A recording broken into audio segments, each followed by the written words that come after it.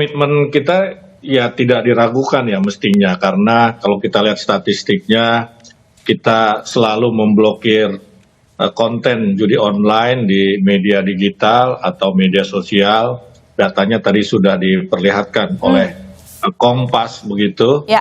Ya, jadi cuma memang ya tidak cukup kalau dengan hanya memblokir konten. Ya, penanganan judi online ini harus komprehensif.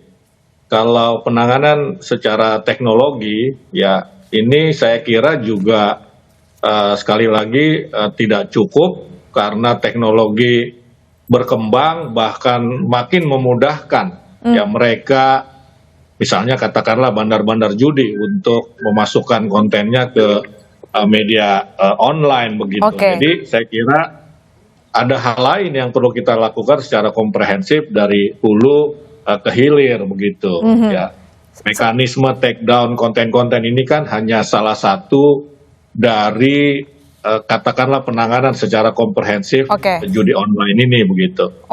Kalau memang dari Kominfo mengatakan sudah begitu aktif melakukan take down konten judi online, lalu kemudian Anda mengatakan masih ada hal lain yang harus diperhatikan, artinya kerjasama begitu ya, tidak hanya Kominfo, ada kepolisian dan lain-lain. Nah, selama ini kerjasama itu sudah jalan belum, Pak Usman? Ya, kerjasama itu sudah jalan ya, misalnya dengan PPATK, dengan Bank Indonesia atau OJK. Ya, kita selain katakanlah lembaga-lembaga tadi ya yang berurusan dengan rekening penampungan judi online misalnya begitu. Tapi kita juga melakukan edukasi. Dengan OJK kita lakukan edukasi soal inklusi keuangan, soal investasi dan lain-lain begitu. Dengan Polri juga ya, dengan Polri kita ada kerjasama. Mungkin kerjasamanya perlu kita pererat lagi ya, misalnya ada gagasan untuk membentuk semacam task force, mungkin itu juga perlu kita pikirkan, kita pertimbangkan ya, supaya memang ada penanganan yang lebih komprehensif begitu. Kalau urusan dengan konten-konten online ini kita kerjasamanya sangat erat dengan Polri.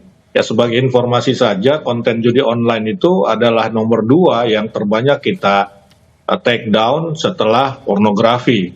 Ya, setelah pornografi. Jadi ada kerjasama. Misalnya dalam titik tertentu bahkan laporan tentang adanya judi online di media sosial itu datang dari Polri juga begitu. Sehingga kami bisa melakukan take down. Karena mekanisme take down itu kan ada 3. Yang pertama adalah melalui mesin crawling yang kita sebut automatic identification system. Jadi mesin ini bekerja secara otomatis mengidentifikasi konten-konten negatif termasuk konten judi online.